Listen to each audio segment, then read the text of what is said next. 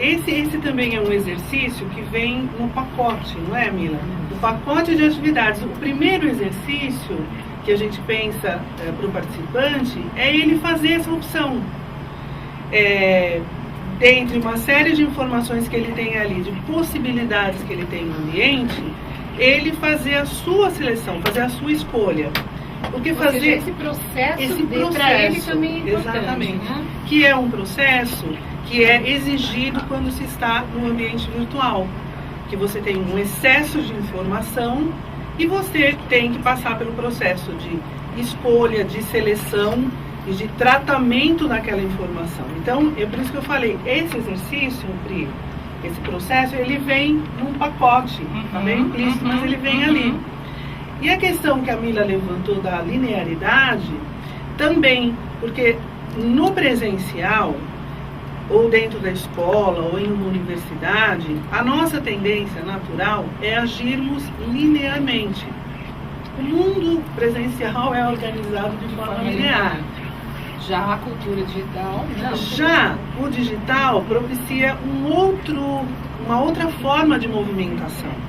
Ali, o que impera é a não linearidade e a hipertextualidade. Então, esse é um convite também para a gente se movimentar de uma maneira diferente quando estamos no virtual. E a gente vai agendar um programa específico para falar da cultura digital. Para a gente conversar um pouco mais sobre o que é essa cultura digital, que mudanças ela traz nessa forma de pensar, na forma da sociedade se relacionar. A gente vai falar um pouco mais sobre a cultura digital, que é o que nós enfocamos no grupo de estudos. Eu vou interromper um pouquinho aqui a nossa conversa para chamar as perguntas dos internautas que estão chegando. A Juliana está acompanhando ali a TV e a Vanessa o Twitter. Elas não vão aparecer hoje é o primeiro programa, vocês vão ouvir a voz delas, mas para os próximos programas a gente já vai ajeitar para que elas possam aparecer ali também. Vamos lá, Gil? Boa tarde, Pri, boa tarde, Sônia, boa tarde, Mila, e a todos que estão acompanhando. Bom, aqui no chat a gente tem uma pergunta do Cláudio, de São Paulo, que ele faz a seguinte observação: legal a abordagem sobre cultura digital e não sobre TICs. Por que fizeram essa opção? Ótimo. Mila, pode responder para o internauta? Com certeza. Boa tarde, Cláudio. Ótima essa pergunta, ótima né? Pergunta, muito boa essa pergunta. A gente entendeu que trazer essa questão da educação na cultura digital é um passo além de falar do uso pedagógico das TICs. Então, acho que a gente vem num crescendo, né, durante esses últimos anos, últimos 20, 10 anos, de incorporação do uso das tecnologias na educação. E acho que a gente chegou num momento onde a gente já não tem mais como falar do uso das tecnologias na educação. É a educação na cultura digital. Nós vivemos na cultura digital. As tecnologias não estão apenas na escola. Elas estão no nosso dia a dia. Já hoje, no presente, não é algo do futuro. Isso, né? Não estou educando para a cultura digital, não estou educando com as TICs, para o uso das TICs. Eu estou na cultura digital e eu acho que esse olhar é uma questão muito sutil, como você pôde perceber, você levantou muito bem, mas é uma mudança de paradigma, é uma mudança conceitual que a gente já incorporou. Então, entender a educação na cultura digital como um passo além do uso pedagógico das TICs. É mais do que isso. É entender a cultura digital, viver imerso numa cultura digital e não pensar as TICs como uma ferramenta para aprender melhor. É ir além.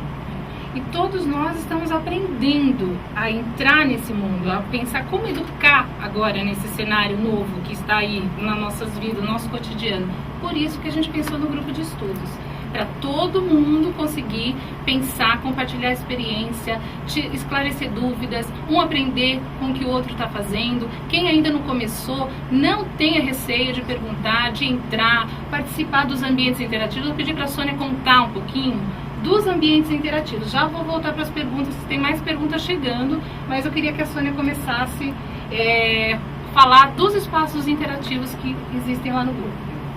Bom, você falou também começou sua fala dizendo sobre pessoas que estão iniciando. Então, existe um espaço de discussão, se não me falha a memória, no tema 1, E o tópico é exatamente esse: sou principiante, como posso colaborar? É bastante interessante esse tópico e ele está bastante disputado, porque as pessoas tendem a acreditar que não tem com o que contribuir. E que essa cultura digital, esse mundo digital, tudo é muito assustador. Nem acha que não pode. Tudo é muito assustador, que perdeu o bonde, que, enfim, ou porque já não tem mais condição de aprender.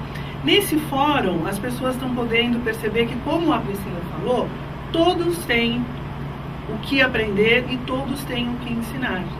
Então, a própria pergunta da professora, eu não sei como posso contribuir, já é uma questão a ser discutida, que é o que ela vive, com certeza centenas, milhares de professores e pessoas também vivem, essa angústia desse mundo mudando tão rapidamente.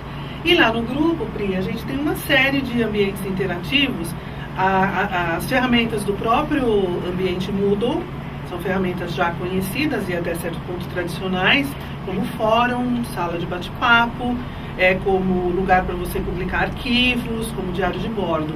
Mas para compensar, vamos dizer assim, esse lado do Moodle, que traz ferramentas já conhecidas, nós incorporamos as redes sociais. Isso. Então nós temos...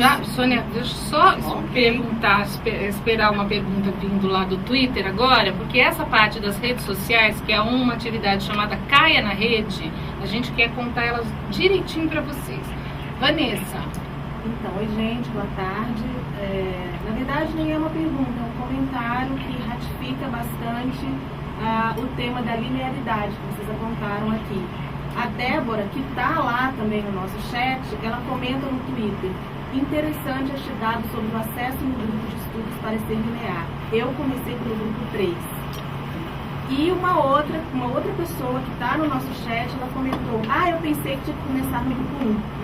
Legal. A Gil já me apontou aqui outra pergunta. Vai, Gil, vamos lá, aproveitando. A pergunta agora é da Michele Moraes. Ela faz um questionamento que é comum dos professores de rede pública, que ela fala: temos muitas escolas com infraestrutura aqui no Pará, mas outras não. As propostas são maravilhosas, mas como trabalhar em laboratórios de escolas quando não temos essa estrutura? Sônia quer responder? Mila também? Tem alguma dica para a gente? Linearidade, Mila, eu vou falar do Pará, porque eu tenho aqui um exemplo de uma professora do Pará. Eu vou localizar aqui. Falar sobre a linearidade, da dificuldade, né? Acho que eu posso iniciar esse comentário. Eu acho que a gente tem que pensar um pouquinho, entendo totalmente a sua colocação, Michele, e realmente, de fato, é uma realidade. A gente ainda tem um desafio muito grande da informatização, não digo nem tanto da informatização, mas mais do acesso à rede, né, no nosso país. A gente ainda tem um grande passo a caminhar.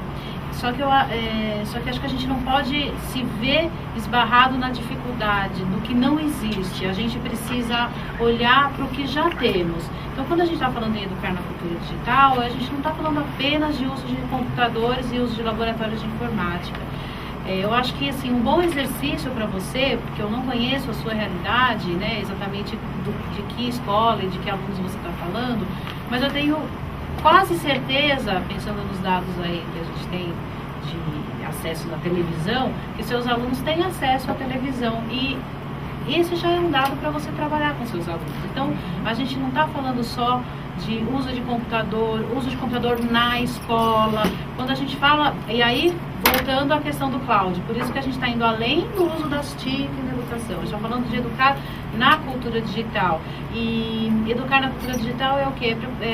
Conversar com esses jovens sobre todos os meios que eles utilizam. Então, seja um celular, o que eu faço com o meu celular, quando eu uso, como eu uso, o que eu posso aproveitar mais do meu celular, qual é a minha relação com essa televisão, eu entendo como que é uma produção de uma televisão, como eu faço uma leitura crítica de notícia, a própria questão do jornal e as outras mídias. Os espaços públicos de acesso à internet, que ele provavelmente usa, se ele não tem na escola. Então, eu acho que uma boa dica para você, mais do que te responder da questão da dificuldade do laboratório de informática, que eu sei que é uma realidade, conheça o seu público e veja o que o seu público acessa. E com esse dado, você pode, com certeza, pensar de alguma forma em trabalhar a questão da cultura digital com eles.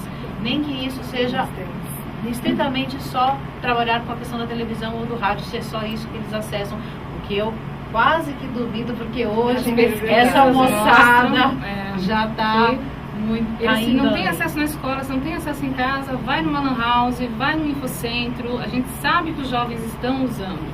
Sônia, achou exemplos? Eu achei, quando eu ouvi Belém do Pará, eu lembrei, eu passo pelos fóruns todos e eu vi aqui a contribuição da professora Jamile.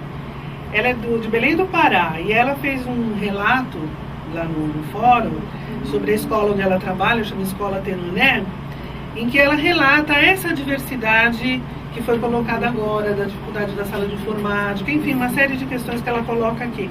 Mas ela ressalta, e eu acho que esse é o lado interessante, o modo de olhar, né, a questão. Ela fala assim, é uma escola com problemas tais, mas possui um grupo de professores dispostos a modificar a aprendizagem dos alunos e aceitam desafios. Então, a gente sabe que educar, né, a gente encontra essa questão dos desafios. E aí eles foram trabalhar em vídeo e concorreram a um prêmio chamado NavegaTube, enfim, e conseguiram mudar com essa iniciativa do prêmio uma realidade ali da escola que não era muito favorável, né?